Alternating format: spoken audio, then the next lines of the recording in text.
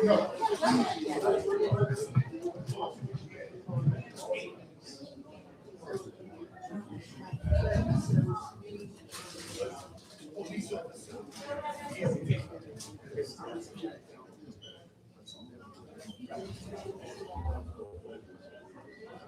afternoon.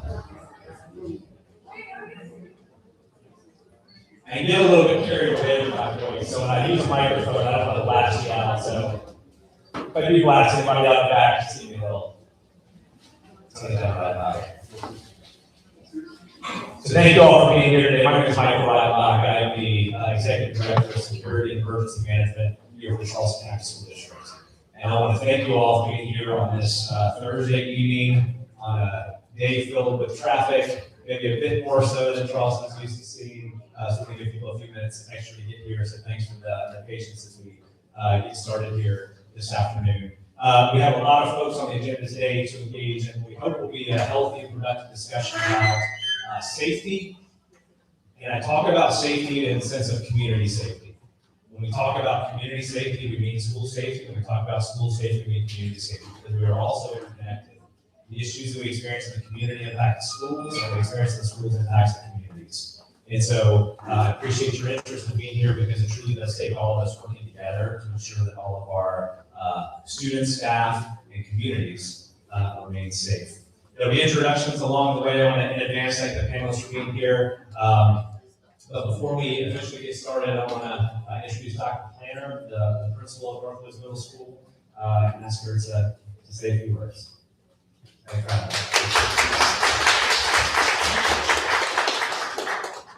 Good evening, everyone. As Michael said, I'm Tora Planter, the principal of Northwest Middle School. And I just wanted to take a moment to tell each of you, thank you so much for being here tonight. We need you.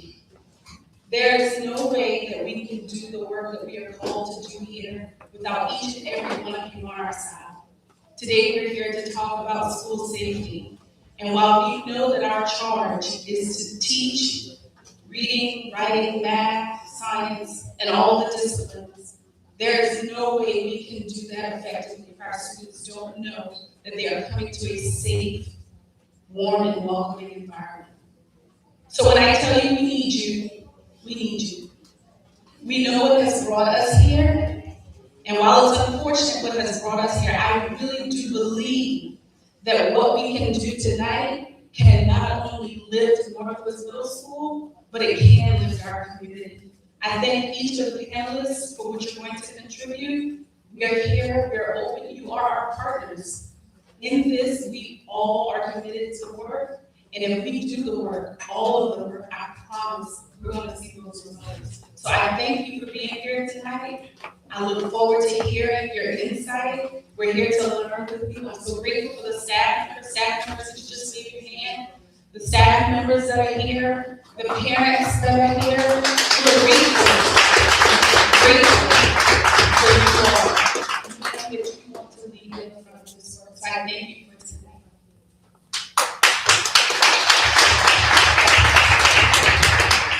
Thank you, Dr. Planner, for having us here tonight.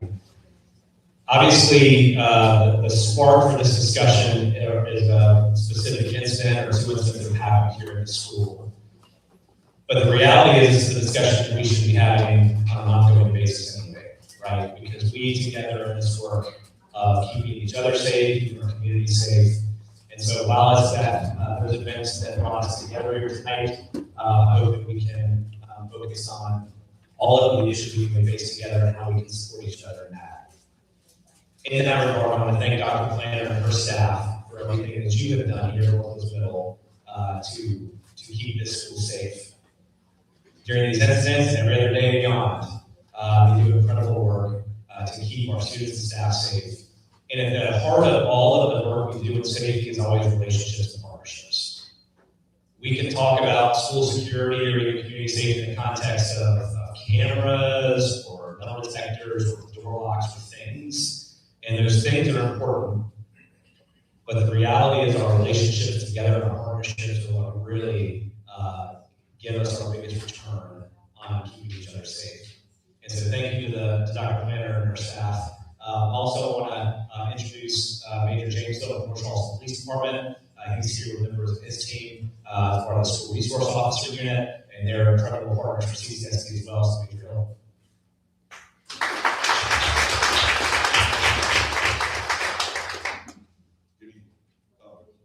I brought my staff with me. I'm going to introduce them first, but I don't want to repeat what Mike and everybody's already said at this point. Our relationships with the staff, the school, the students, and the community is why we're effective in what we do. And the parents and the staff and even the students are really well versed in what we look for, and what we need, what we want, and they've been providing that information to our SROs so that we can accomplish what we accomplish. But I have SRO Rivera, he's the SRO from Northwoods. You have Sergeant Point, he's the sergeant, Lieutenant Busker, and Angie's going to try to hide, and that's Associate Chief Johnson. She's all of our bosses. So we just appreciate the relationship that we have with the district. We work very well together, and we're here to answer any questions that y'all have.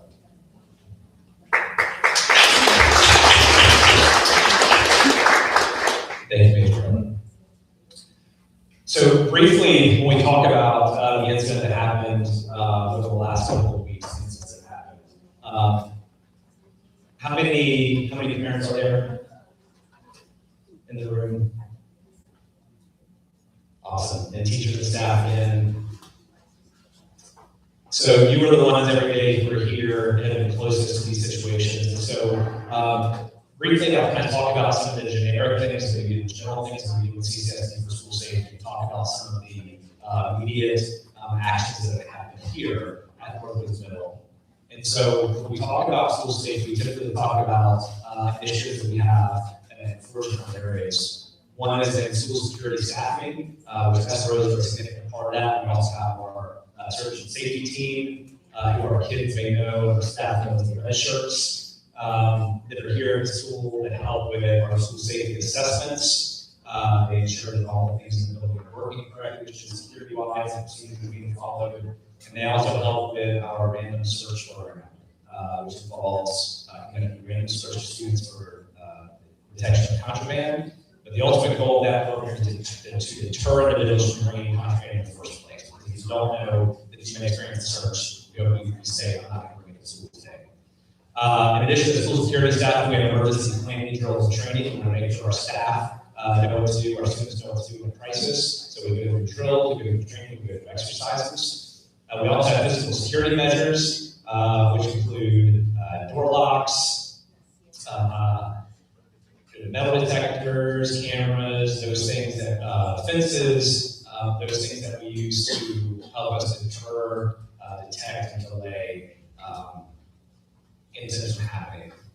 And then, of course, we have plans. We want to make sure we have a comprehensive emergency operations plan to respond to a variety of threats and hazards. That not only involves security, but also we just completed our tornado drill this month, all sorts of hazards that can impact our students. So all of those together create our school security program. At the heart of all that are our people, the relationships. And so when we talk with our students, we talk with our staff, we want to make sure we have positive relationships in place. That if somebody does see something, they say something to somebody who can do something about it, right? That's a term that's used a lot, and sometimes be thrown around a lot, but that see something and say something is really critical in making sure we can respond to issues in a timely manner. And so the positive relationships with the students who come from coming to staff is huge. We have a speak up tip line where students and parents anonymously or confidentially report information to us via a phone number or via an email address. Of course, law enforcement agencies we're close with also have mechanisms to receive information, or a student can just walk out and tell a staff member. Before also the school district, I worked as a school resource officer here at CCSD, and it was not uncommon for a student to walk by me in the hallway during class exchange and ask me to know real quick. And I'd look at the note and it would say, so-and-so, so-and-so, thinking about fighting later today, or just something like that. That relationship, that communication is critical. If we want to do what we can to continue to foster that.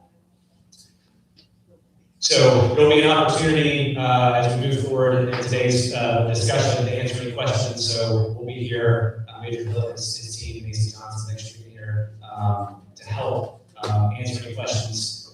We also need to hear from these great community partners about their role in the community, some resources they can bring to the table. And so we transition to that part of the presentation. We're going to toss immediately to the panelists.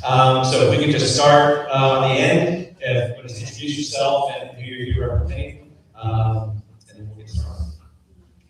Good day. Good to see everybody here today. My name is Keith Smalls. I am a criminal justice reform consultant. I am a violence intervention specialist.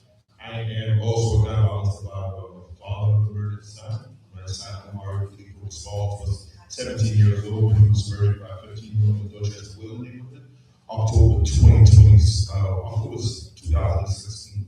I'm the author of a new book called Gun Violence in America Is This Who We Are, or Who We're Becoming. I think one of my most important roles is the founder and executive director of my community, where we work with at-risk youth around restoration, community revitalization, and transformative mentorship. We are one of CCSC's community partners with a program at Saul High School and also a program at Charleston High School. But both of the kids in our program, around 250 in the last 3 years, are all referred to the Department of Juvenile Justice, Charleston, Dorchester, and Berkeley County. So all our kids are system involved, and for me, it's an honor to be able to sit in the space where our organization can provide what we call transformative mentorship wraparound services. We have two signature programs, Boys Will Be Boys, and a girls program called Girls World. And we deal with what we call evidence-informed practices to restore you. We're really intentional about the work that we do with the youth in our community. I think we take a lot of pride in our relationship with the school district. We highlight, that, when we look at where the best practices, the best places to be able to provide the services, I think highly of the school and the opportunity that's made available. So we also look forward to, continuing to further that partnership and relationship. I'm also a juvenile arbitrator with the solicitor's office for about 8 years and on the victim impact panel on Charleston and Dorchester County.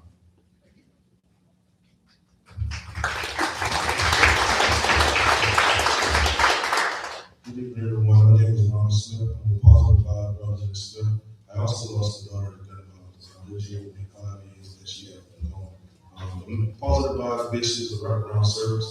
We do mentorship at risk youth, and also we start at 9 years old kids because we know that at 9 years old kids start learning all kinds of violence from social media and stuff like that. So we try to start our program at 9 years old and go up to 22 years old. But our program is always about families, you know what I mean? It starts at home and also it starts in school. So we try to get the families to come out to our program every Monday and also speak to the families because we can't really know what's going on.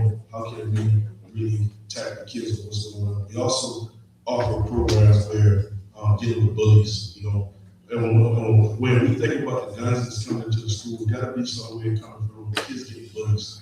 I went to Dorchester County 2 years ago. We did a program there, and it was all about bullies, teaching kids how to drop a note. You know what I mean? Because some kids didn't want to come and say they're being bullied.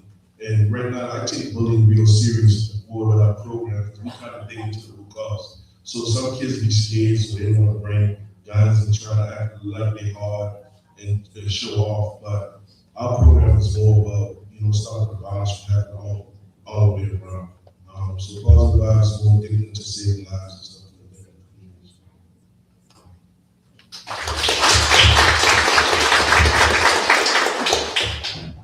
Good evening, everyone. My name is Dr. Sahibia Kendrick, and I work at the Medical University. I've been employed for the past 17 years. Within the last 3 years, I have worked in the Office of Community Engagement and Governmental Affairs. My direct report is a lobbyist at the State House. My job is to actually work on a task force, and it's staying together as one to prevent violence task force. And I have your local elected official, your United States District Attorney, local law enforcement, and community partners that sit with me at the table. My title is Violence Prevention Coordinator, Program Manager for the Medical University. I got into this because it was a surgeon, Dr. Ashley Heath, that came to me and we talked, and they were tired of seeing our Black, brown kids shot coming into it. She was a surgeon. And so what can we do to bring everyone together to make a difference in our community? How can we stop what's happening by connecting with those individuals that know more? Because we're in the hospital, we're there to actually work with them and bring them together. Bring the parents, the families together to help you connect them. But then it was another side of that. What can we do? How can we partner with law enforcement? How can we partner with grassroots organizations to actually see what is happening and to hear their voices and to see what we can do next? And so we've done a lot. We were actually featured in the newspaper recently for a lot of the games that's here in South Carolina, and with one of the campaigns that we had going behind the scenes with data that we were able to collect and pinpoint those areas that were high crime. We were able to get a lot of the gang members locked up. And so what the feds, they're upset because we have the feds, the ATF, they can't really arrest our youth. And so we have to come together with our local law enforcement to give them the information. And what we found out is a lot of the adults were pushing the youth out to do the crimes. And so we pushed the initiative, lock your cars, put your guns, the guns that are found in each car. People are afraid of cars, but they're not stealing laptops, and they're not stealing your money, they're with guns. And within the next 24 to 48 hours, those guns are used in a violent crime. So we're asking that you use common sense, and we're not saying not to have a gun, we're saying use your common sense and lock your car doors up and lock your gun. We give out gun locks in the community, we give out information in the community. We are doing the best we can to try and see what we can do with our hearts. And we are boots on the ground doing the work. These young men next to me, they're part of our task force as well. And so we just have this forum here. Yes, that you truly hear what it is that we have to say when we come together for a solution.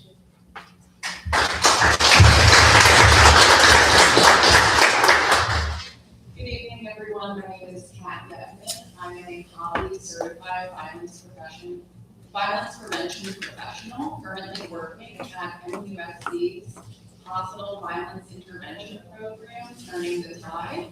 Turning the Tide is South Carolina's first hospital violence prevention program. We work in real time with victims of community violence who are treated at the medical university for their health care. And so myself and my colleagues who are hired specifically to work on this issue are meeting with patients who were just injured, being brought in by EMS, meeting with them in the trauma bay, being the ones to call their family members and loved ones to let them know that someone that they love has been hurt. I'm often holding their hands while they're getting life-saving medical procedures and offering them immediate support, anti-retaliation counseling for any cousins that show up because they know what's really going on behind the scenes and they think that they want to take care of this. We have those conversations in real time to cool the temperature down and break those very cycles of violence that keep us trapped. We also work long-term with our patients, getting to know them, finding out what's important to them, determining what risk factors exist in their life that may contribute to their risk of experiencing violence, and also learning about their strengths and protective factors. Together, we come up with a plan with our patients to help reduce those risk factors that we know are modifiable, right? And from there, we're often following patients up to a year after their injury, supporting them in the courtroom as they go through the criminal legal process, transporting them to those follow-up appointments so they can get the very medical care that they require, getting them connected with the important mentorship groups that offer an important component to this ecosystem that we cannot. And so it is a in-hospital service that extends out to the community, but is limited for patients at the Medical University of South Carolina. And so you may see us in the community, but we do not accept community referrals.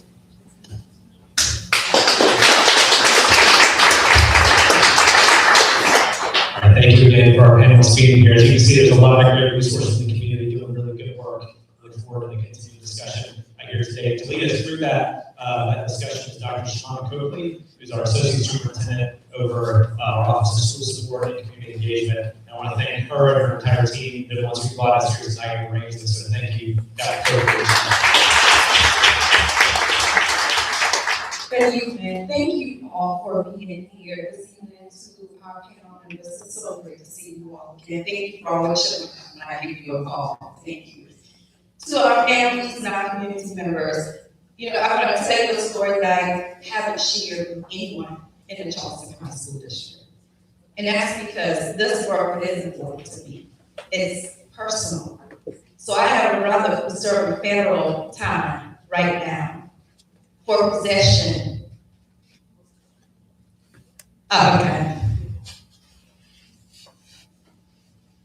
And the sad story about it is he never possessed it. But it's the circle in which he ran with it that made him guilty. Because he chose not to walk away from that circle. He was a CCSD student, smart, honor student, come from a 2-parent home where church was the foundation of our home. There are people who I work with every day that I know actually put the bars and close the door on him. And they don't know my connection to him. Some people are in this room right now. Before he went before the judge was ready to sentence him to 25 years. But it was because of my getting up and sharing the advocacy of what we have been doing to support him. The fact that he's a father, a husband, never fired a gun. Always in the church. But he chose to circle himself with the people he met while he was going through different seasons of his life. And those people weren't good people. And so for the law, the hands of one is the hands of all. And so this work that I do as the associate superintendent that many don't understand, it's personal. When we talk about how we try to save our children and put in corrective action, and then there's a nephew who's gone through the alternative program system in the very system that I work in. Same type of background, affiliated with the church, always doing community service, never getting in trouble until he got around the wrong circle. He's gone through the juvenile system for corrective action, and he's been home now for about 2 years with children and really working hard to do what's right. But then there's a brother I have to talk to on the phone every week. And we talk about what could have been different, not once. Not once. Because he's already accepted what has happened. But now it's how do we move forward? Because when he returns, there still has to be a place for him, right? And he has to make a decision that circle he was around can't be the circle. Because you know who showed up to court with him? None of them. Do you know who spoke up and told the truth? Not one of them. And he remained quiet. And the judge literally stopped. And she said, I need 10 minutes to recalculate. And she brought over her assistant, and they started going through my brother's paperwork. And what was going to be 25 years was really decreased, much lower. And she said, you're a victim of yourself. You are a victim of yourself. You have no business being before me today. These are the lessons that I pray that the children of CCSD will not have to repeat. And so when I call these community members, a lot. I am not apologetic about it. Because we can say 1, 2, 3, or 4, there won't be a Matthew sitting behind bars. There won't be a Matthew who can't tuck his children in at night. He has children who have graduated, he's not been around. He has 2 grands he will come home to. And this kid has not done anything to the level that would require him to be in federal prison, except circle himself around the wrong person. So why is this important today? Because we can't have any more Matthews. And at Northwest Middle, this is a call to action that however you walked in, you won't walk out the same. And that the stories and the examples that they share will do something that calls every one of us to want to do something different. Whether you're a parent, an educator, a district leader, community advocate, law enforcement, whatever it will be, that we are committed to doing more than what we walked in here with the intentions to do. So with that being said, we have some questions that we have for you. And then our audience have questions. And we're asking you to be real raw with us. But take your time in speaking because we have an interpreter in the back room. And if we go too fast, she's going to miss some very important details. So are we ready? Our first question for you. And this is early warning signs. Early warning signs. Based on your experience working with youth and families, what early warning signs should parents, educators, and community members pay attention to? And how can organizations like yours step in early to provide support for situations as they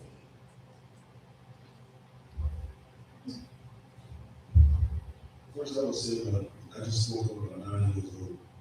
You start seeing how a student kind of move, and you can look at them where they're hanging with around people, and you kind of know who around people are.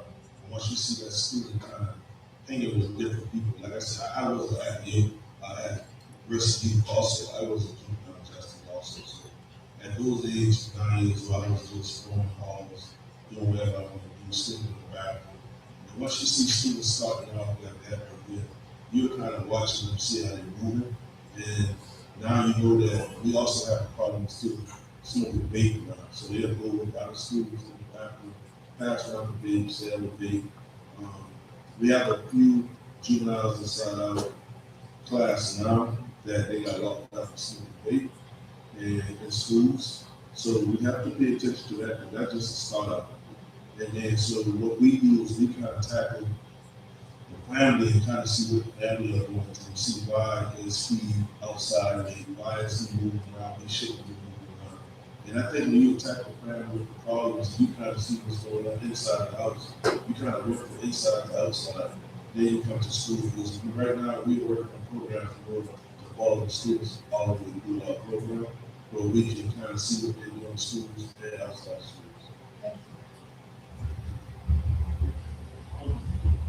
And one of the things about it, and being totally true, is that, right, you have to kind of profile, right? I think you guys have a profile of a graduate, right?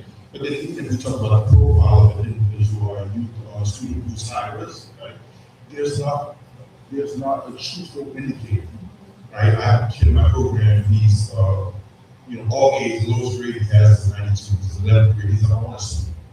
I called it a second gun in a matter of 2 months. It's an honor student,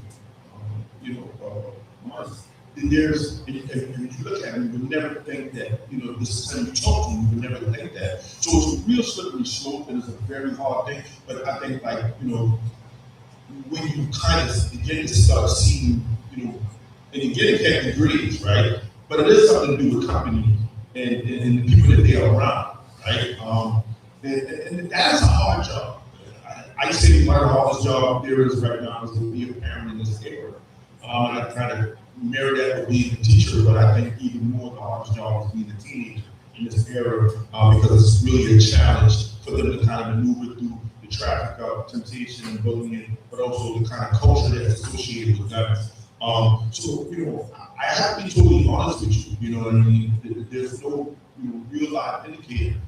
We actually reached in the task force. I think one of the first things we did in the beginning of the task force was to ask the FBI to give us an indicator. Charleston County, we have more gangs than you would ever believe and know exist.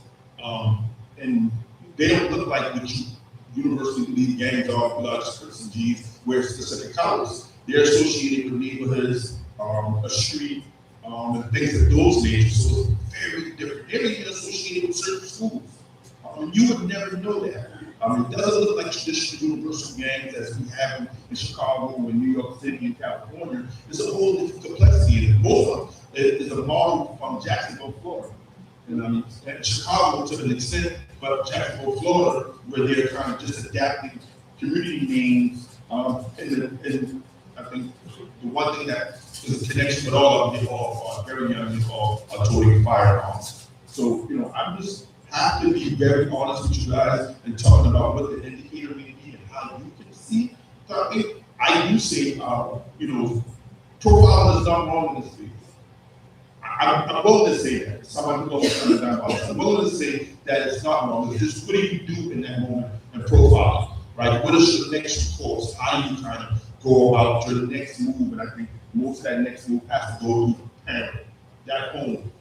What does the parent see? Say something, see something. It's in the community, but I think it has to extend further into the home where parents see things that you guys don't see, and they have to be willing to share that information. And I think, schools not so much will have to do a better job, but we hope that we would have more parents here, right? We don't. But we need to have better relationships with communities and parents so that we can learn a little bit more and better about some of the issues that kids are having. That parents don't like to say about until there's an admin intervention, or there's a moment when you see a kid in here, he's crying, and you're just trying to support him through an intervention and bring him back to school. He's crying, so something's deeper going on that has nothing to do with the school.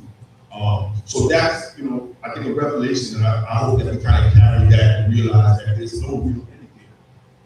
That's clear, thank you. And I can remember one year, Mr. Rodenbaugh had a law enforcement come and work with us to talk about examples of gun violence, gangs, but really being told that there's really no way to identify it because it's ever changing and evolving. So thank you. Dr. Z, this next question I'm going to pose to you to get started because I know it's near to your heart. So I'm going to pose this for you first. What positive outlets or protective supports such as mentoring, after-school programs, counseling, or workforce opportunities have you seen make the biggest difference in keeping young people engaged and away from violence?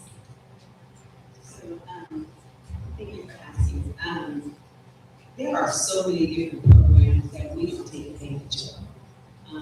I'm originally, my family is from Cuba in the Bahamas. I've been here in Charleston 26 years, and what I've seen the difference growing up in Miami versus here, we don't have a lot of free programs. That is a major, major problem. We don't have anything that our children can actively get involved with that's free. Everything that is beneficial, educational, and that will help our children go to the next level, you have to pay for. And a lot of our families, unfortunately, cannot afford the services. That is a major, major issue. And so that, I'm gonna leave that pin there for our elected officials in the House. We need funding to go in those areas, number one. But we have so many programs that's here, like Positive Violence Program, like Keep Small Program, mentoring. We have Rajon Lewis. We have an excellent mentoring program. My son was a part of that. He's 20 years old now. He goes to North Carolina ENT University. He was a part of the mentorship program because I got a divorce. And I needed to have positive male influence in his life So even now, yes, we live in an area that is affluent, but at the end of the day, you still associate yourself with the wrong people. And even though we live in affluent neighborhood, he found himself in trouble, smoking weed and shooting BB guns in the neighborhood.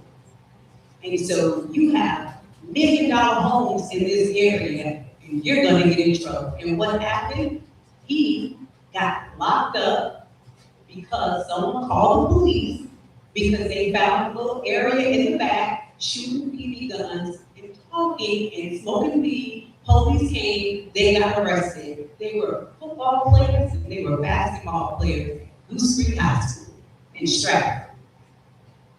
And so they explained to me he had to be connected in a program. When I explained to him that he was already connected to different programs, they listed those programs.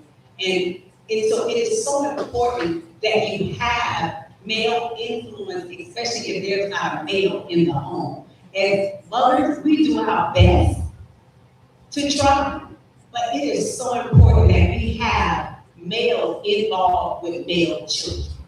We connot do it. And for females, it is also important that we connect them,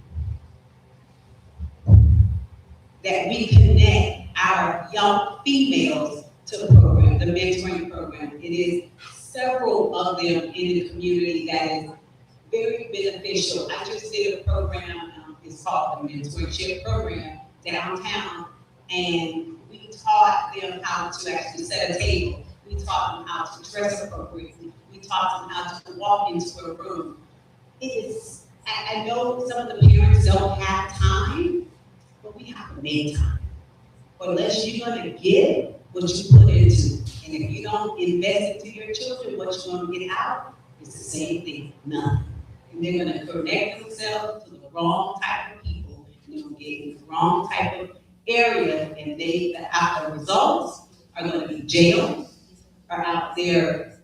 Sadly, a lot of our young girls are prostituting themselves for money.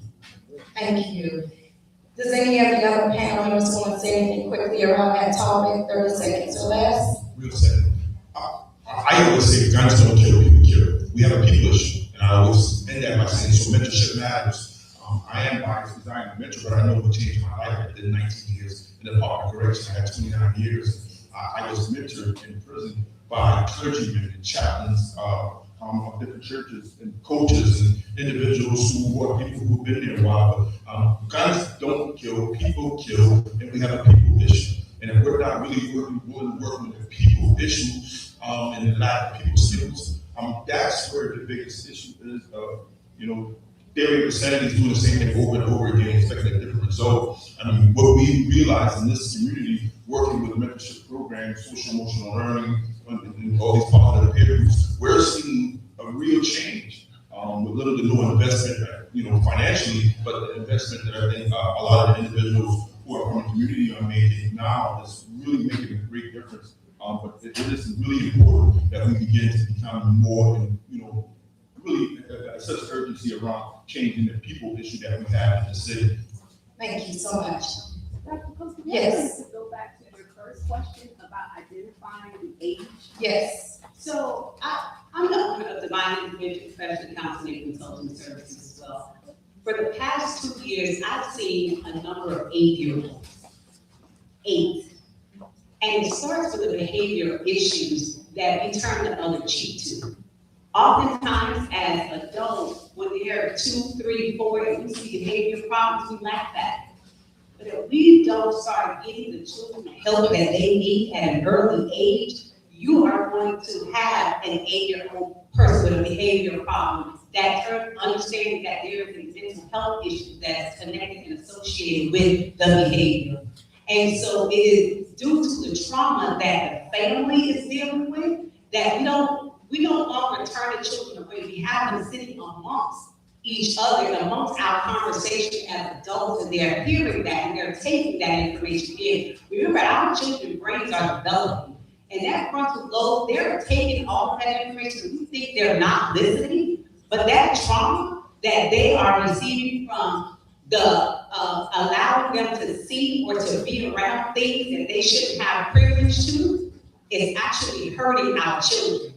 And so I've seen it as early as 8 years old. And you are correct. And so to kind of close this on what we'll say is, right before we came here, myself and another colleague, that's exactly the conversation we were having with the school team, and they were struggling with what do they do with this fifth grader who's really exemplifying some strong behaviors that you would expect to see out of an eighth grader or a high schooler. And so our stance to the school was, we do something now because we're not going to send that child to middle school with those behaviors and expect from middle school to do corrective action. We start right now because these are concerning behaviors, especially when we now have law enforcement involved. So middle school right now might just be too late, right? When we talk about the corrective action, so now we're moving straight intervention for middle school, so it's not impossible. We just got to be a little bit more action-oriented, really putting in some structure. So thank you. We're going to start on this end. I'm going to give each of you 30 seconds to respond to this. I want to be able to get to all of the questions. But the next question is, how can schools, community organizations, law enforcement, and families work together, so that village mentality, more effectively to create a coordinated response that supports youth and reduces violence in our community? So each of you could take about 30 to 45 seconds to respond to that. So first I want to offer some clarification. We absolutely know indicators of firearm violence. Firearm violence is a public health issue, and for that reason, we know that there are public health interventions that work.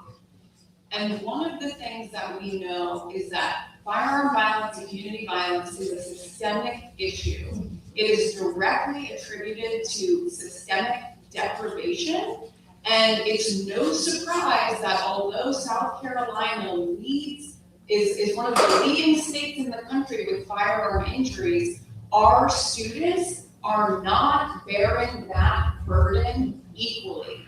Non-Hispanic Black males are experiencing firearm violence at a disproportionate rate compared to their percentage of the population. And so first we need to recognize that this is a public health problem. It does not impact all of us equally. And in fact, we do know that there are risk factors associated with experiencing community violence, like early childhood experiences, normalization of violence, whether it's growing up in the home, witnessing domestic violence, having access to firearms, lack of educational and job opportunities, right?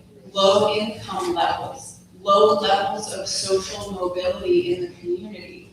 And so with all of that, there's an opportunity for everyone to get involved. There's an opportunity for law enforcement. There's an opportunity for the school system. There's an opportunity from the healthcare system. There's opportunities as community members and parents as well. And so it's about finding your place within the ecosystem, right? Law enforcement has been carrying this issue for a long time.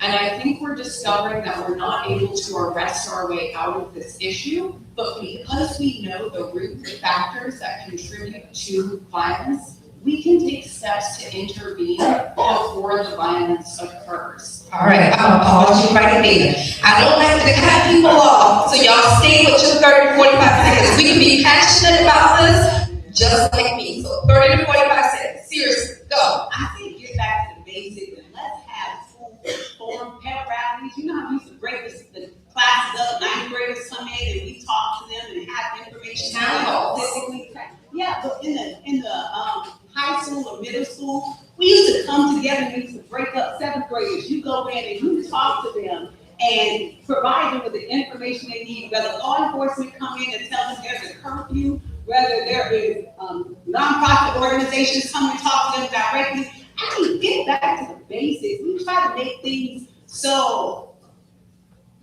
extremely educated but we need to get back to the basics of high school, pep rallies, things that matter to the children, that matter to the students. Let the teachers get involved. We go by testing, we go by things that are good. Yeah, why y'all passionate? Let me tell you what she's telling us. Get back to the basics. Get back to Get the back basics. to, everybody say, get back to the basics. All right, I heard the first panel said there's opportunity for every group. I heard Dr. Z say, get back to the basics, those town halls. All right, Stella, let's go. So I think everybody hit right, but I think what we all just gotta do, we gotta work together. I mean, we gotta know that we work on one kid at a time, we work on one household at a time. And that takes a lot of schools to know that we have at-risk youth in the house. We see that teachers know that this child have a problem. We see that students coming in with dirty shoes, dirty clothes. We're gonna, all right, we need to check in. We need to figure out what's going on in our house. We need to figure out how can we help that house out. You know what I mean? Because now that comes to a point where the principal talks to the SROs, and we know that kid will get picked on every day. So it's gonna take for us to go in that house and try to clean it up a little bit, and that's gonna take more resources. That's gonna take that parent, probably the mom probably working all night, don't have a father at the house, and that's probably like Z said earlier, no father in the house. So we have to figure out more resources to put in the house, and that's what my program is working on our pathway program. We're putting more resources into that house. We'll also be able to see what's going on in that house and do like a wraparound service. Thank you so much. All right, Mr. Key. Yeah, the only thing I say, I think, like, you know, when we talk about ecosystem, I figure the schools, I think, like the hospital, I worked at MUSC for 4 years in the inception of that hospital violence intervention program. Who would want to be there waiting for a kid to get shot in order to create interventions? And I understand that there's a necessity here. And even working now with DJJ, I mean, you know, I have to wait for a kid to get arrested in order for him to come to my program. Of course, that's not, you know, that's how we model our program. But I think, you know, one of the places, probably the primary place, is the school system. Again, kids are enrolled in school. How can we be more willing to, I think, engage again in the family? There's a disinvestment in the systematic thing that's been going on for 30, 40, 50 years. There's no secret around it, right? You know, we can get into data in the system, those numbers, but that's just reality, and we can't deny reality. If schools are more willing to allow individuals who are proximate to the problem, who are willing to come in and have a role in helping to solve the problem and creating solutions, I think that would be like a really game changer. I mean, there's a lot of low-hanging fruit around that. I think there's a lot of conversations that we've had about the opportunity and potential to do that. But if you really have a plan of action, inviting and incorporating community-based organizations, those who are proximate to the problem, here we kind of see real change. And I think those individuals who have relationships with parents and communities who are not so welcome to the faculty members and not trusting with schools coming into their home. But if you begin to, you know, reach out to the individual who have the relationship with that family or that community, trust me, you know, you have a game plan moving in here, you will begin to see, I think, a lot of the change in some relationship building situations better. Thank you. So our next question, what you just stated, is perfect for where we're going next. I'm not going to ask them to stand, but there are many people in this room right now, they can stand if they want to. They've been pushing to get more mentors. Are we really too busy? That's what we keep hearing from the adults and the community, that the time is just not there for them to work with our students. Or, I just want to throw it out there, or a lot of things come with a fee. All right. Well, I can kind of answer that part right now. It's not about you being too busy. You know, right now, our program is probably dealing with about 20 to 40 guys a week, right? And we have mentors spread out. We started doing mentorship, like outreach mentorship, like going out. So I would say, like, we still work with, we do this work, not get paid. Put it like that. So we don't get paid to do this work. When you look at other people who are getting paid to do this work, like, hey, why they get paid and we don't want to do the work? We don't want to stop the violence from happening, and we ain't getting no kind of look back. So when you look at what we are doing inside the community, you kind of sit back and think, like, we ain't getting paid. But then you look like, all right, I want to save a life. I don't see it. There's not a parent die. So we still would go out and do this. So like, if you would call us right now and spoke and say, well, we need y'all in the schools today to speak to these schools. I mean, we all gonna think about, we all gonna see how our schedule look, and we ain't gonna turn down, especially if violence going to that school, because we want to stop something from happening. So some people will say, I want to get paid, but you have a good heart, you will still probably do it. Thank you. I mean, well, it takes investment. I mean, I'm a professional in this space. I travel around the country. I did a TED Talk. I am a professional in this space. There's no ifs, ands, or buts about me as a mentor and a professional in this space and dealing with root causes. So as any other profession, why not the mentorship program? I had a mentor. I remember one time he sent me a text and showed me that the Boys and Girls Club had reached out to him and told him that they was going to give him a stipend. And he was like, I ain't going nowhere. I wasn't paying him because we weren't in a position to pay him. But he did leave, you know what I mean? Because they were giving a stipend. This is a national, recognized accredited organization that does have that kind of funding. It is important that we look at it like that. And again, I think this is power and proximity. Those proximate to the problem are better served to fix the problem. But we're not really willing to see those proximate to the problem as individuals who are professional enough to do it. Of course, oversight is necessary. Training is great, right? But, I think that the district would be willing to kind of start being, that individual, that partner who would invest in potentially training individuals to do this work so that you feel better about, whatever that number is given to that individual. I think, you will see a lot more. We work with 70 kids in our program. I mean, we've done our very best in trying to create stipend opportunities for our youth, for our mentors. It's very challenging. It is almost impossible to keep up with that because, and the last thing I say, we have this thing called a 4 C's plus one. It's communication, commitment, consistency, and consideration. And the plus one is convenience. And we always talk to our mentors about the fact that this is very inconvenient work. It's never time, right? But we question, what time do you have and what can you do with the time that you allow, right? And that's all we ask for as me as an executive director of the organization. What time do you have and what can you do with the time that you have? So it's never convenient. It's never. Yes, and it shouldn't be convenient when we're talking about working with our most vulnerable, right? So it's us working around their schedule. So our last question that we have before we turn it over to the audience is this. When everyone walks out, if you could think of one thing that each one of us should be charged and thinking about or doing from this moment forward, what is that one thing? And we want this to be less than 15 seconds. So that is your impactful one thing action plan. Go. One of the only reasons that we're here tonight are because 2 youths came to school with firearms. And so if every single community member makes it their priority to be a steward of safe firearm storage practices, keep your firearms locked. 3 seconds. That's from ammunition and out of those vehicles that these kids are digging through. Thank you. Next.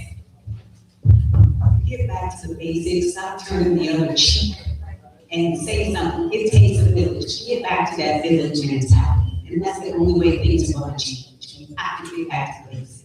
Thank you. And brain research says if we hear the same thing 3 times, it sticks. So get back to the basics. And when you walk out the room, just say, how can I help? How can I help make a difference? Yes. You know what I mean? Whenever you say, how can you help make a difference? We need help in this work. This work right here isn't easy, but we need help. How can I make a difference? How can I help? I heard you. Thank you. The only, what have I learned? What haven't I learned? But also, what do I have to unlearn? Yes. What do I have to unlearn? Yes. What have I learned? What do I need to learn? And what must I unlearn? Because some of us, we've been rooted in some really bad expectations because it becomes more of a generational cycle. But it doesn't mean that our parents and grandparents and aunts were correct in that thought process. One thing my aunt used to say, well, one fight, y'all better get in a fight. I was like, oh, you can beat us. And now we'll go and tell the truth. Right? So we've got to unlearn some of those things that we've been taught. Yes, we do. Right? And we've got to teach that to our children. The second thing my family taught me is you don't go into the refrigerator unless you were told to go into the refrigerator. Any of y'all live it? And you see us walking, don't go in the refrigerator. In my household, you go in the refrigerator whenever you want to go into the refrigerator. Why? Reason 3 boys. They're hungry. And if I say, boy, they're get what they want. And so that's really about me. I'm learning some things that my husband and I, we argue about these things all the time. He tells me I'm soft. That's when you be hard, where you need to be. Where you need to be. But there's some things that I went through because my parents were young parents. Young, 15. And it was 5 of us. So they were going to rule us with an iron fist to make sure. But there were some things I knew I wasn't going to take into my parenting because it wasn't going to work for today's youth. So those are the things, and I like that. That's powerful. So it's your turn. You heard their responses, their call to action. Ms. Drayton, who oversees probably the toughest area, so I oversee school discipline, school attendance, community engagement, and alternative programs. But Ms. Drayton is the director of school attendance, chronic absenteeism, prevention, intervention for students who have been placed on probation because they've already gone before the discipline panel, the juvenile detention center, DJJ, DSS. So we know the stories that we're dealing with, and she's going to come up and invite you to ask those questions to our panel members. Panel members, get ready now. This is where you all get to be feeling wrong. All right, good evening, everyone. So right at this time, we're going to open up the floor to the audience for any questions or comments that you may have for the panelists.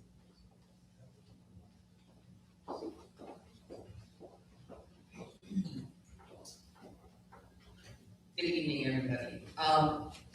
When we were talking about mentors and volunteers, when I'm out in the community and talking, I think people are afraid sometimes, especially in different cultures, if they're going to be accepted to be a mentor, and maybe they're scared that they won't do a good job. And I think when we put out and ask for mentors, that we can make people feel like it's okay to become a mentor. Whatever you have to give, they'll train you. I think that's not clear a lot of times in certain communities. And also, there's a lot of different groups asking for mentors. You have specialty, but then you got literacy, you got reading. The school district asks for all different kind of mentors. We have so many people, and we have to, if my specialty is, violence, then we go there. And I think everybody's grabbing into the same pot, and we have to look at different communities and open up. But the main thing is making them feel comfortable that they can do more for you as a mentor. And the only thing I say to that, you said a mouthful because the word specialist came out, right? There is some kind of special kind of talent, a craft that a person like me and my brother have. We lost a child back on. So, we kind of, but also we've been in that community. But I think, I have white mentors. And one of them in particular, I actually, had to do her a sense of a favor to kind of take her away from group sessions because she felt like, again, she wasn't being able to make connections. We have to be real about this, and I'm being real about this. I tell individuals who come to me and say, man, where can I be invited to come talk to your kids? I got a story to tell because I've been to prison and I did this. And I'm saying, okay, trust me, these kids that we're working with now in this generation, you can come tell a story. And they fascinated, they will talk, hey, man, they don't necessarily think it's, what else can you give them beyond the story? So I don't always accept people for the story and the conversation. How are you willing to give a relationship that has some tangible differences? That's the big piece for me more than anything, right? But then everybody has a place, and I think you said that, Dr. Love. Everybody has a place kind of in the ecosystem, whether you're actually directly doing direct services or you're kind of having another overarching kind of role in the mentorship program. But there are some individuals who are specialists and specific around this violence intervention work, which is what we're really here for. So, I don't think we can kind of shy away from that as much as I would like to. All right, thank you, Mrs. Keith and Dr. Love. Anyone else? Good evening, everyone. So I just want to comment on the question about, people being available and assignment. I feel like a lot of parents are not available because they're working to pay the bills. So the money is the time. I feel like when it comes to asking for stipends for mentors, that's not a problem. I also feel that there should be more positions to local legislators, other management for grants more opportunities for organizations to get money to be able to pay people to have the time to put into the kids. Because if I'm working 12 hours a day, I have to keep my lights on. I gotta put food in the refrigerator. I gotta, make sure the kids got shoes and clothes. Like, the money needs to come down to us to be able to have the resources that we need to get the support that we need as well. And I 100% agree with you on that. It gotta come down from the top and work down to also be able to get the resources back out of here. So I do agree with you on 10%. It goes back to what I said earlier. We need to have programs that's in the community, especially with the summertime. Research that suggested, when do we have the most violence? Summertime, right? But we have no free programs. Everything has to be paid. And the numbers, when you go through the Charleston County Parks and Recreation, those programs, even at Trial Technical College, that cost is about $600 a week for your children to participate in programs that's beneficial to their growth and development. So we need to be able to offer for free programming through those different parks and recreation facilities that will be able to help our children. I know parents can't do it, they can't afford it. All right, so more free programs and more stipend and help with the mentoring. Anyone else?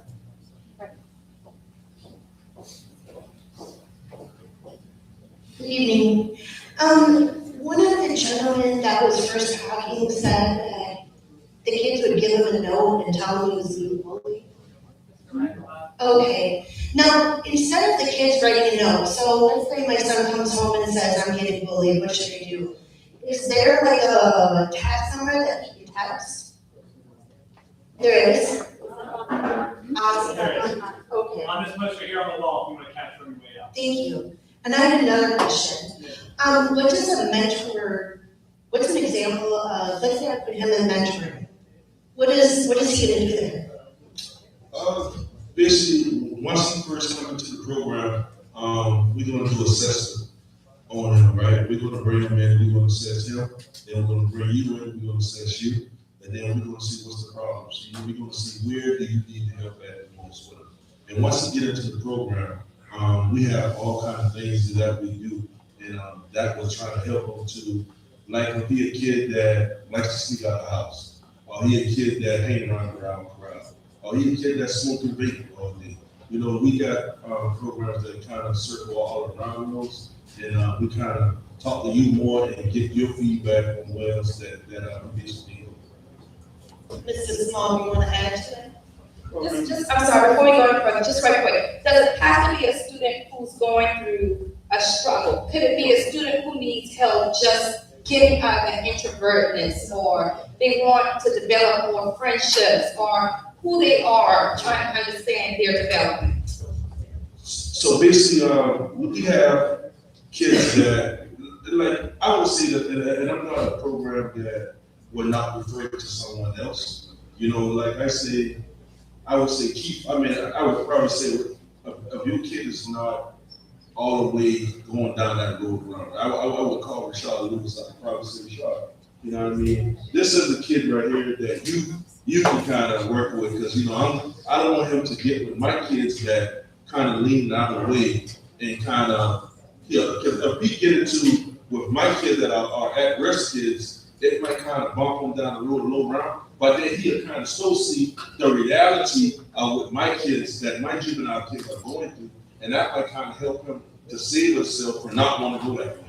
So we do have kids that in our program don't have charges, so they kind of learn from these other kids, you know what I mean, to be able to say, oh, I ain't going that way, I ain't going to juvenile, oh, I ain't trying to go to jail. So we have both sides, but I would refer him to Charlie, because I know me and Keith kind of being more with the same kids. So going back to what Dr. Love said, where we have that specialized unit and you working with that student within your area, within your expertise. 98% of the kids in our program are system involved and referred to BJJ with judicial referrals or probation referrals. So we don't, we're targeted intervention, so we stick to those group of kids who are potentially high risk, low risk, or medium risk to have community violence, and that's what we do. But we actually have curriculum that we work with in its 5 steps of success. We believe in the cultivation of mind and trying to change the thought process of the youth. We believe in self-awareness and presentations of those things. We do wraparound services, community service. We get them to volunteer in different entities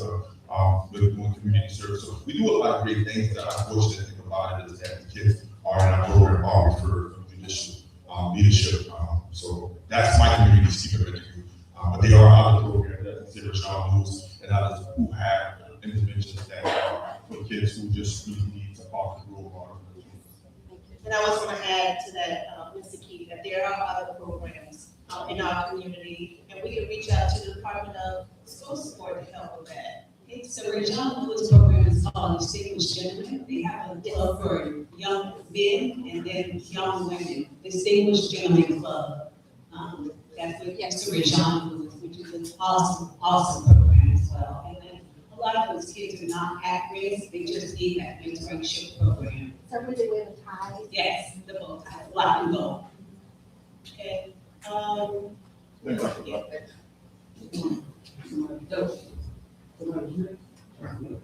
sorry.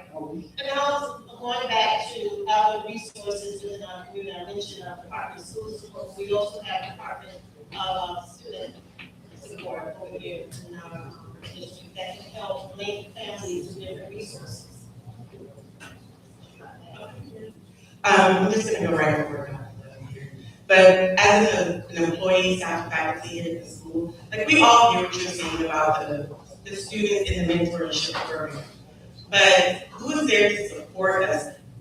Our APs, the AP that led the situation did a great job. So did the APs and Dr. Hannah did a great job. The squad was here, right? The squad was here, Ms. Jennifer was here, everybody was here. And Officer Rivera when things went down. But here's the problem. Who is supporting us here at the school level, beside our school district, outside the school district, right? Because we know here at CCSC, as an employee, we do a lot for the families. We feed them, we clothe them, we pay their bills, we give them assistance, we do a lot of things. But who is supporting us to mentor the parents besides that part where the students are going to the mentorship program and the students are going back to the homes where they're doing the other things and they're coming into the school. Here at Northwest, we have a no hoodie policy and a no book bag policy, okay? Plus our uniform that's kind of relaxed, right? But it was relaxed because parents are complaining about a uniform. We have a bunch of students here and we need to be able to identify them.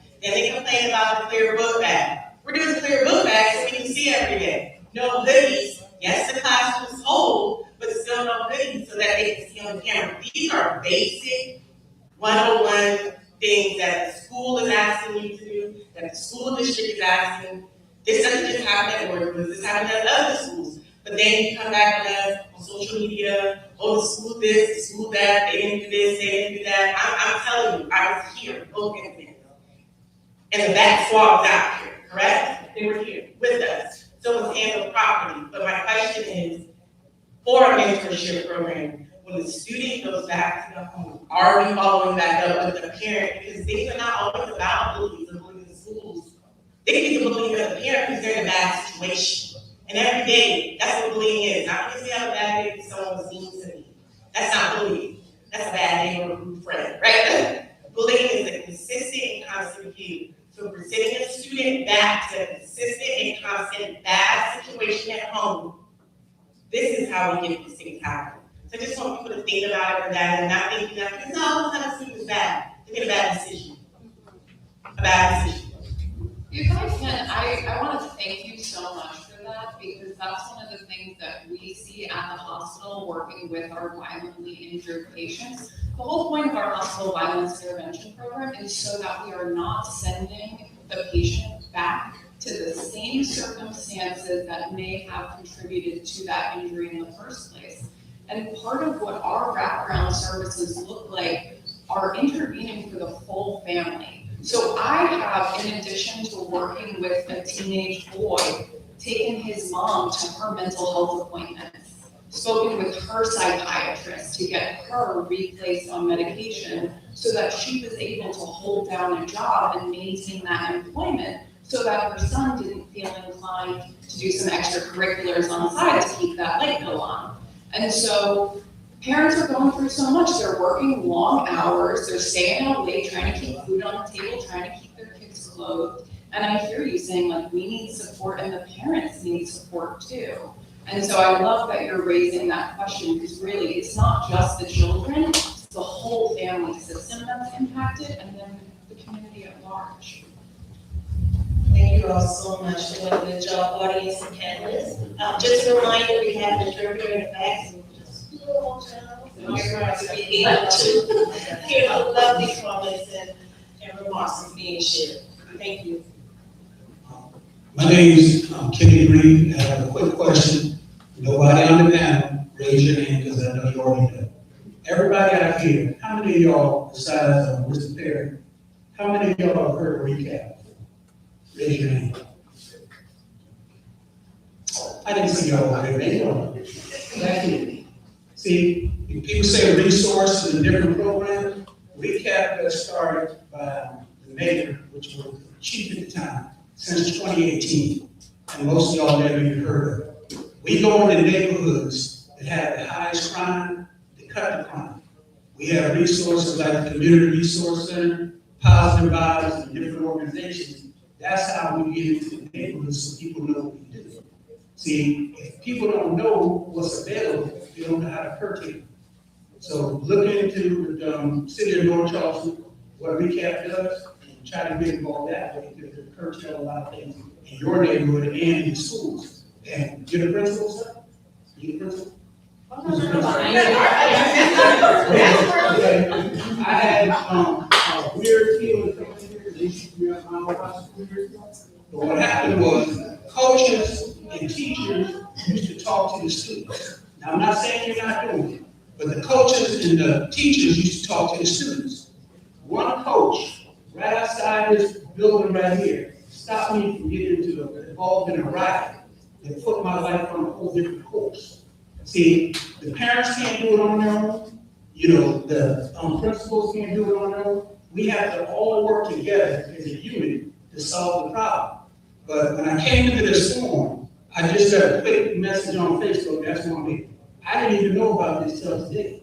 So the next time you have one, let's get the word out in a different way. And let's have channel 5, channel 2, channel 4 back here, videotaping this so we can get the word out what this is all about. And another thing I noticed, we're the students. If we're talking about them, they need to be here to ask questions to us. Because not trying to be cruel. Most older people, we think we have the answers, but we don't go to the people who's dealing with the situation. Get with the kids, ask them what's going on, or get them in a forum like this so we can address their issues to help them, because that's what it's really all about. So I want to give some clarification to what this young man just stated so that we are fair to the school. This is actually round 3 of our communication and outreach. Dr. Planner has been working with the city of North Charleston, with law enforcement, with security. We have had town hall sessions with our students, small group sessions. Students have been able to come in and share their concerns, ask questions, and that's been going on daily. Our student support team, led by Ms. Lisa Allison, they have been boots on the ground immediately after the event. Dr. Planner, myself, Allison, Mike Ryan, Dr. Backman, we went into clear, purposeful, intentional action on what we were going to do to provide opportunities. One thing that you're going to learn about Charleston County School District is we don't let the steamer drive when there's an issue. We are going to move. And quickly that team started moving with trying to identify. We were able to gain a lot of information from conversations that have involved us. So please don't think tonight was the first day.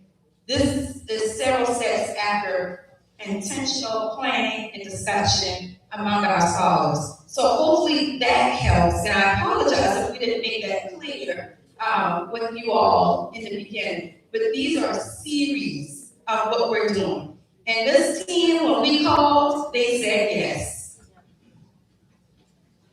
One more question.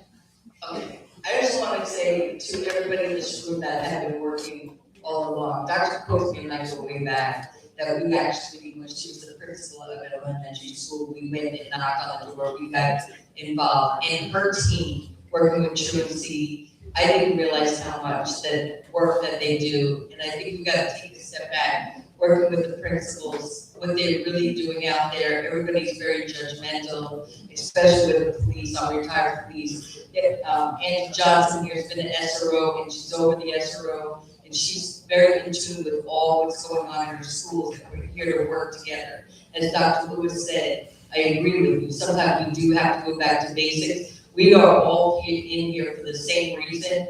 We want our kids to succeed, and I just want to contribute, accolades for all you guys that you're here making a difference. And we're always quick to bash, and we have to take a step back because everybody's doing their piece. We just need more to do pieces.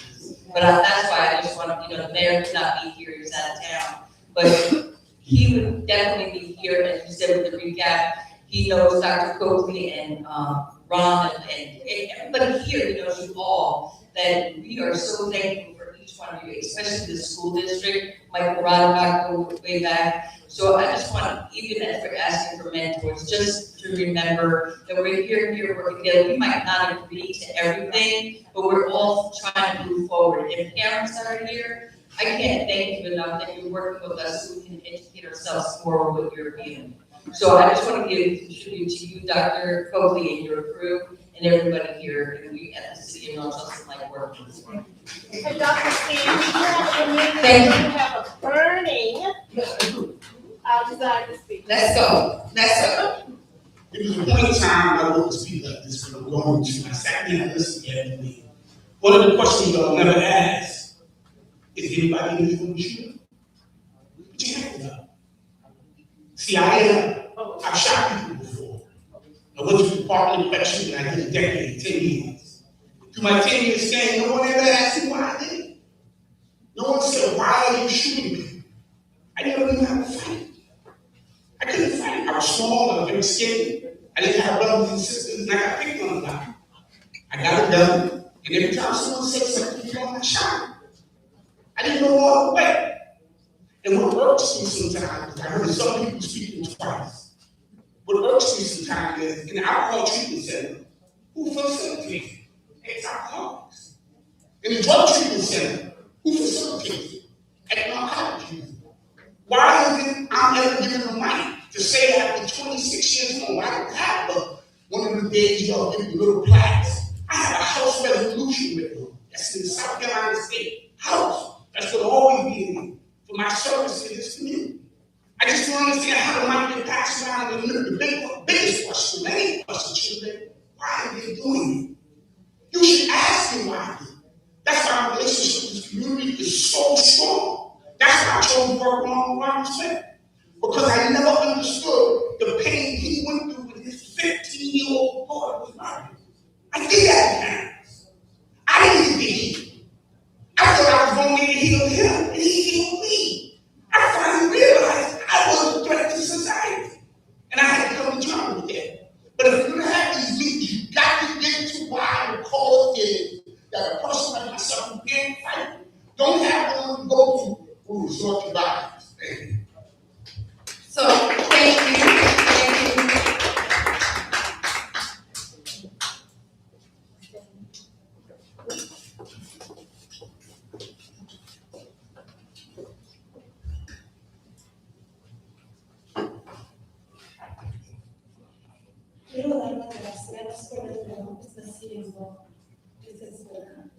I want to give thanks for the work that you're doing in the school.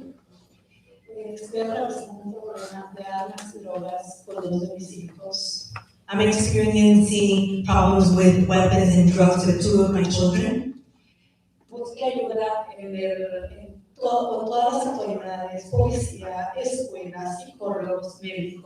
And I sought for support with the law enforcement, with the school, with the psychologists, with doctors. Solamente es mi vecino que le dio terapias a mi hijo de 16 años. And no one assisted, only the therapy at MUSC that supported my 17-year-old child. El 4 de febrero llegan a mi casa detectives y me dicen, me preguntan por uno de mis hijos. And on February 4th, one of the detectives asked for one of my children. Le dije, no está, pero cuando llegue le llamo. He's not here, but I'll call you when he gets here. ¿Por qué lo buscas? Estuve involucrado en un incidente de auto.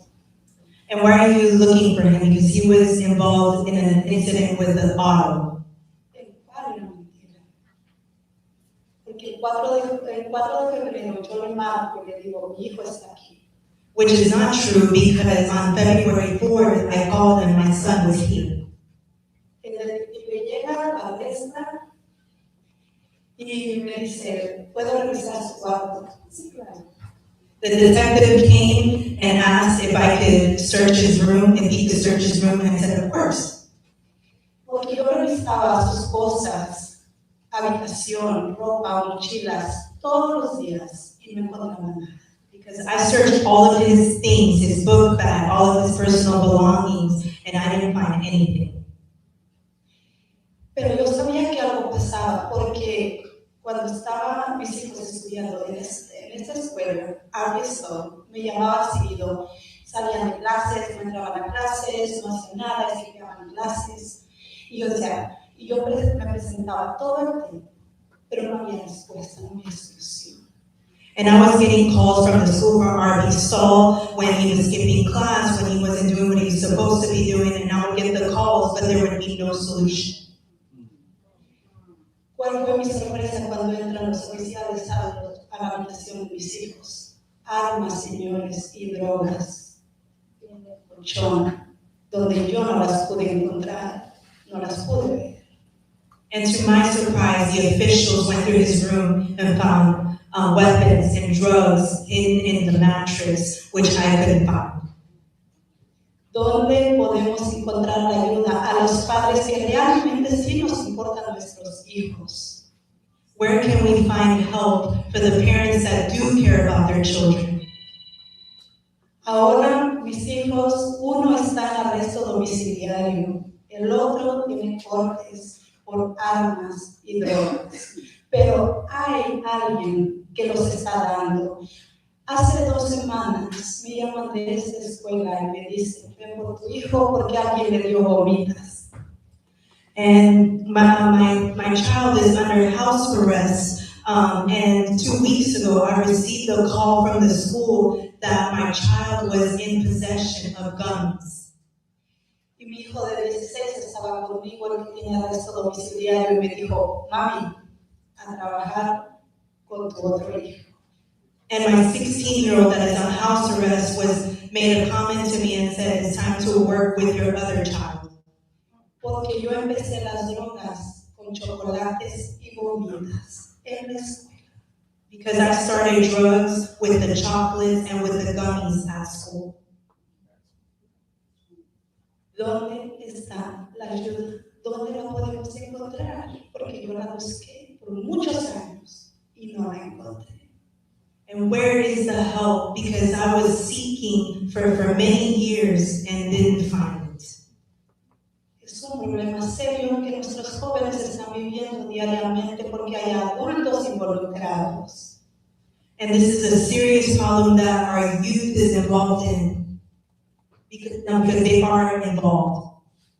Y agradezco mucho el trabajo que están haciendo en esta escuela. Yo le pido a Dios para que esto siga creciendo y la seguridad siga creciendo y los jóvenes se mantengan seguros. And I thank you for the work that you're doing, and I pray to God that you continue to do the work to keep our students safe and our school safe. Muchas gracias. That is all. Thank you.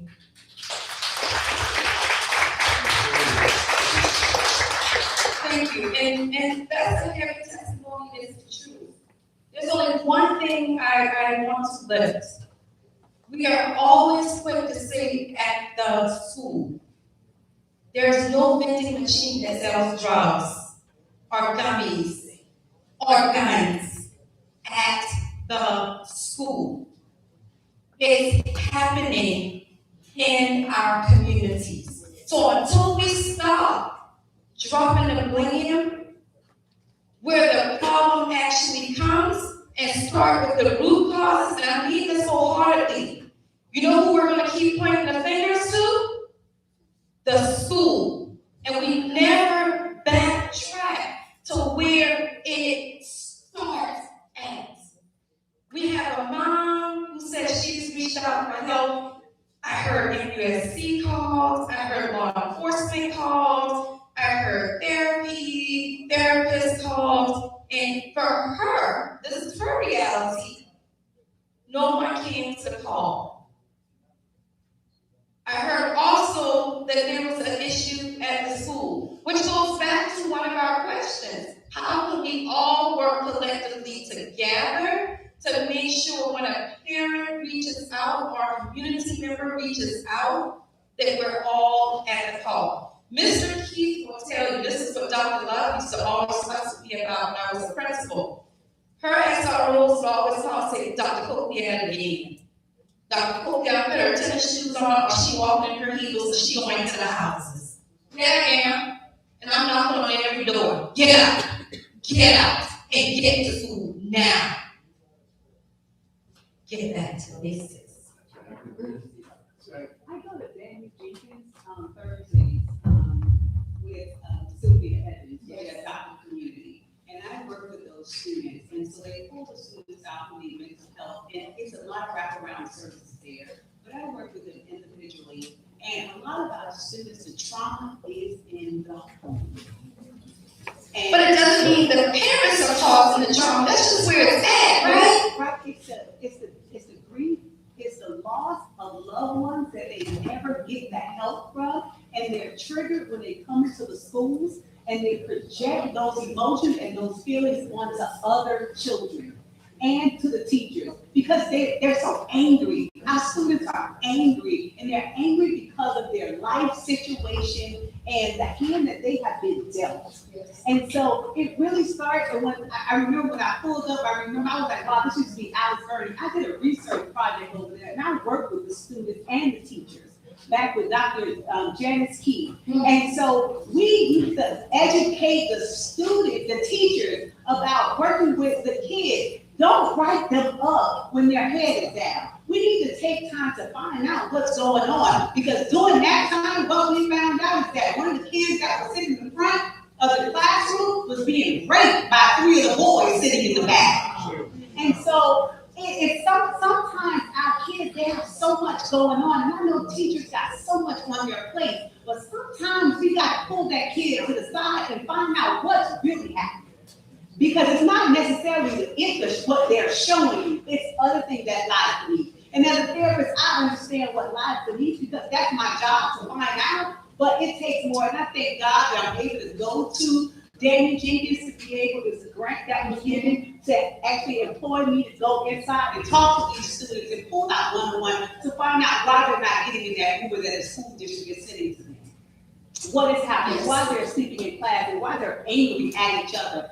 And so it's real life, and I don't go in there saying, okay, DSM-4 says, I go in there and I talk real life, getting back to the basics. I meet them where they are. Thank you. And because we are out of time, and I want to be respectful of everyone's time, the fact that we have to start this again tomorrow, I know we can go on and on conversations. There are 2 things that I feel we left undone that I can't walk away with. I need to make sure this mom understands that we have heard her. And I would like her information. Mr. Keith, you are at Saul. Yes. And so Mr. Keith and I and Ms. Drayton, we are committed to looking into this situation, finding out more, and also making sure we get contact along with Ms. Allison's team, who is a part of Student Support Services.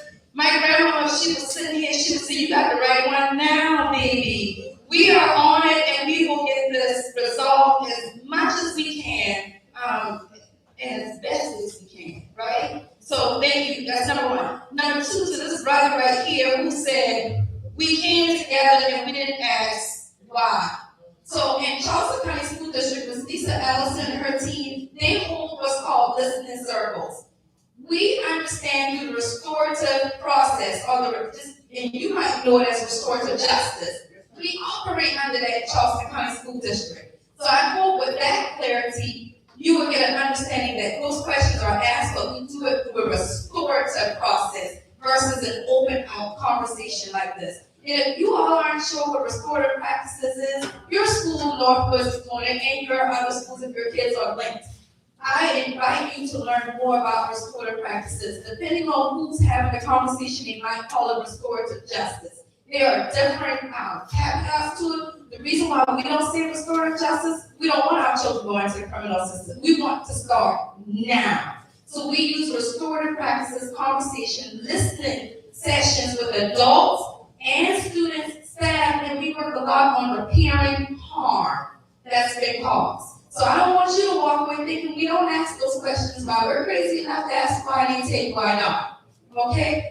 So with that being said, I want to thank everyone. And Dr. Williams, is Dr. Williams still? There we go. Dr. Williams, who, let me tell you something. Come on up, Dr. Williams. Dr. Williams is, I'll walk to you. Dr. Williams is the man. He is the leader of all middle schools plus some. And the reason why I'm saying plus some is because I don't care what the issue is. This is our neighborhood, our home, our community, our schools that we attended. So he's more than invested. So I'm going to give him the honor of having the last words. So the last words are thank you all so much for coming. I enjoyed, I forgot who said that up front, but someone spoke about being a team effort. And I think that's in everything we do in life, right? We can try to do things on our own, but typically when we do those things on our own, we fail. Or if we don't fail, we don't do a really good job. So I just want to say thank you all so much. I know that time has gone past what we said to stop. So just thank you all so much. I look forward to working we're going to do. And thank you so much for addressing that parent. That was really heartbreaking to hear her passion and frustration for needing some support. And I would like to encourage all other parents, just like she did, be vulnerable. If you feel like something's going on, if you're killed, if you need some help, support, please let us know. So thank you all so much. Thank you to Dr. Plant and her team for hosting this and putting all this together. And we appreciate you and have a great evening. We have extra food in the back, and we also have our community partners that brought items. If you would like to take a look at it, if you had a question you did not get answered, we will be around to this.